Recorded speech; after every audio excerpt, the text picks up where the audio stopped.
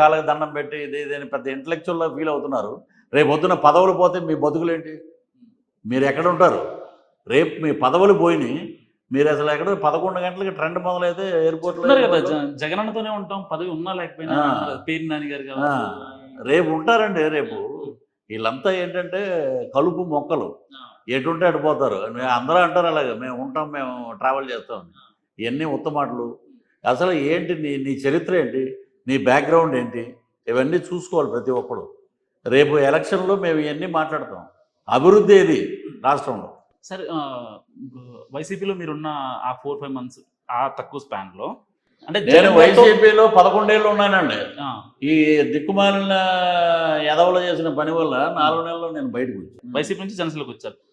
ఆ స్పాన్లో మీకు జగన్ గారితో రిలేషన్ ఏంటి? సీఎం గారితో ఆయనతోటి రిలేషన్ ఇలాగ మాట్లాడితే ఈడేంటి మనల్ని దాటి ముందుకు వెళ్తున్నాడు, వీడిని ఎలాగైనా పక్కకు తోయాలి.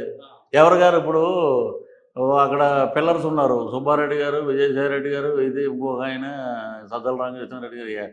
ప్రతి ఒక్కరి దగ్గరికి వెళ్ళి పాదాల మీద నీళ్లు పోసి నీ బాంచన కాలు మొక్కితే నీ బాంచన.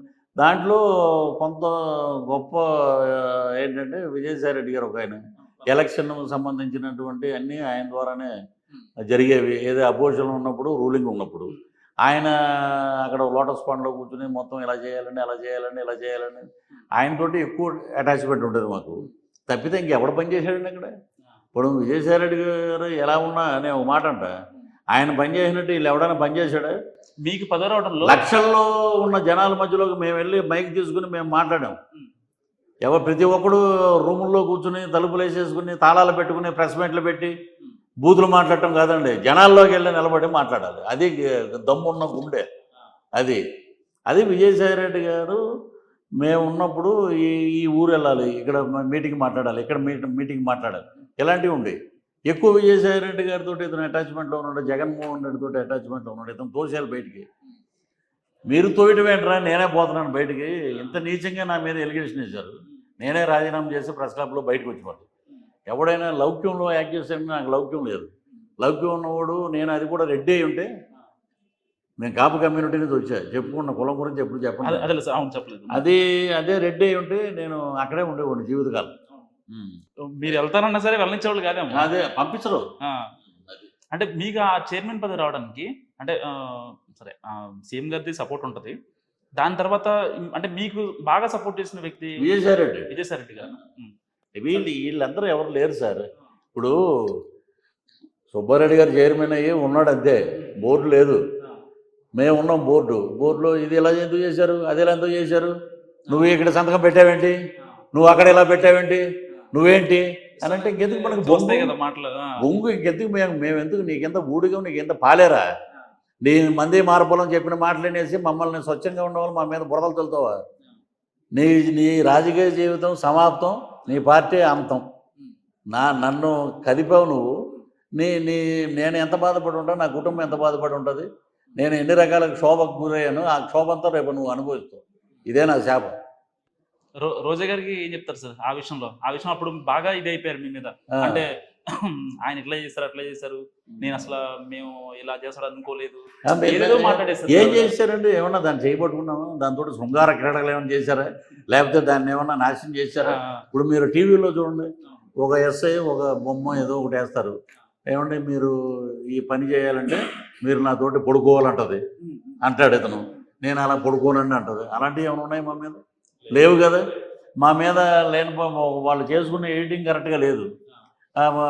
ఆఫీస్ మెట్ల మీద నిలబడ్డానండి, వర్షంలో తడిశానండి, మీరు రావట్లేదండి అన్న దాని మాటలని తీసుకుని నువ్వెవరమ్మా అసలు?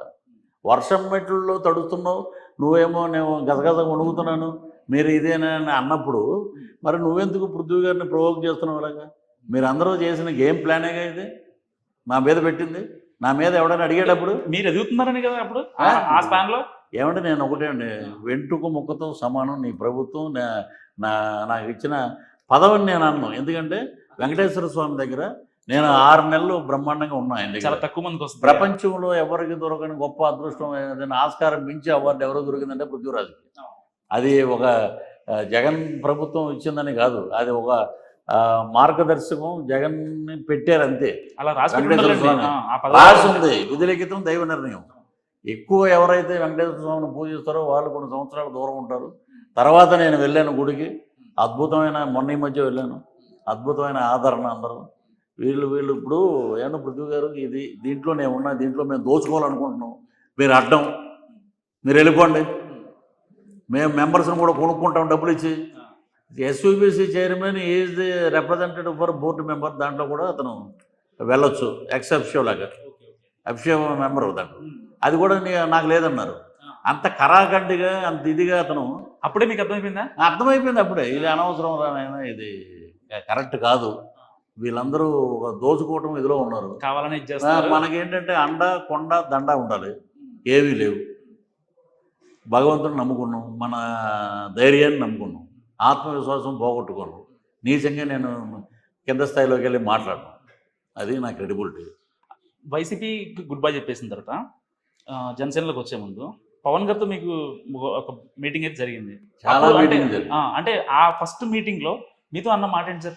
ఒకటే అన్నాడు, పృథ్వీ గారు ఫ్యూచర్ రాజకీయ నాయకులు ఉన్నారు, నేను గట్టిగా కష్టపడండి, పార్టీ సిద్ధాంతాలని ప్రజల్లోకి తీసుకెళ్ళండి, పార్టీ ఏదైతే ప్రజల కోసం చేస్తుందో ఆ కార్యక్రమాలన్నీ వివరించండి, మీ గురించి నాకు తెలుసు, you are genuine, you are a white paper they wrote అంతే అని ఇలాంటి మాటలు చెప్పారు. ఆయన చెప్పిన సిద్ధాంతాలు నాకు నచ్చింది ఏంటంటే, 25 కేజీల బియ్యం కోసం మనం అరువులు దాచొద్దు, 25 ఏళ్ళ మన బిడ్డల భవిష్యత్తు కోసం మనం చూద్దాం. మీ ఇష్టమైన నాయకుడే అలా అనేసరికి మీకు ఇంకా బలం వచ్చింది. ఇప్పుడు మా పవన్ కళ్యాణ్ని అసెంబ్లీ గేటు తాకనివ్వమంటే మీరు ఏమైనా గేటు దగ్గర ఎమ్మెల్యేలే కదా, గురకా పనులు ఏమైనా చేస్తున్నారా, లేకపోతే గేట్ మ్యాన్ల కింద ఏమైనా పని చేస్తున్నారా? పవన్ కళ్యాణ్ అసెంబ్లీకి వస్తే మీకేంటి బాధ? ఇంకోటి అంటాడు, వైనాట్ 175, 175 మాకే వస్తాయి అన్నప్పుడు హాయిగా గుండెల మీద చేసి కూర్చోండి, మీకు రానప్పుడు యు ఆర్ ఫీలింగ్ ఇన్సెక్యూరిటీ, మీకు దమ్ము ధైర్యం లేదు. దానికోసం అంటారు why not 175. Why not 175 why need AP Jagan అన్నారు. మళ్ళీ కొత్తగా ఒకటి కార్యక్రమం పెట్టారు, అది వై నీడ్ ఏపీ జగన్ అంటే మంత్రులు బూతులు మాట్లాడటానికి, బటన్లు నొక్కటానికి, సంక్షేమం అని అంటున్నారు, అదేమి కాదని దాన్ని మాయ చేయటానికి, ఇలాగ దాచుకోవటానికి, లండన్ వెళ్ళటానికి, ఇవన్నీ needs. Why AP needs Pawan Kalyan, why AP needs Chandrababu, అదే మీ నినాదమా? Why AP needs hit TV app. ఇందులో short news, live news, entertainment shows, movies, digital magazines తో పాటు మీ జిల్లా వార్తలను కూడా ఫ్రీగా చూడొచ్చు. ఇంకెందుకు ఆలస్యం, వెంటనే హిట్ టీవీ యాప్ ని డౌన్లోడ్ చేసుకుని ఫ్రీగా ఎంటర్టైన్మెంట్ పొందండి. Hit TV app. Hit TV app. Please download hit TV app. Hit TV app ని ఫ్రీగా డౌన్లోడ్ చేసుకుని ఎంజాయ్ చేయండి. మీకు నచ్చిన ఎంటర్టైన్మెంట్ కోసం హిట్ టీవీ యాప్ ని ఫ్రీగా డౌన్లోడ్ చేసుకుని ఎంజాయ్ చేయండి. హిట్ టీవీ యాప్ ని డౌన్లోడ్ చేసుకుని ఆస్వాదించండి, ఆశీర్వదించండి. ఇంతమంది సెలబ్రిటీలు హిట్ టీవీ యాప్ ని డౌన్లోడ్ చేసుకోండి అని చెప్తున్నారంటే ఎంత మంచి యాప్ ఆలోచించండి.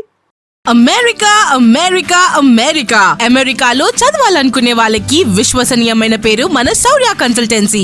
UK లో 1 year masters, UK లో 1 year masters, 2 years work permit up to 5 years visa. Contact Saurya Consultancy. Contact 89851 89851.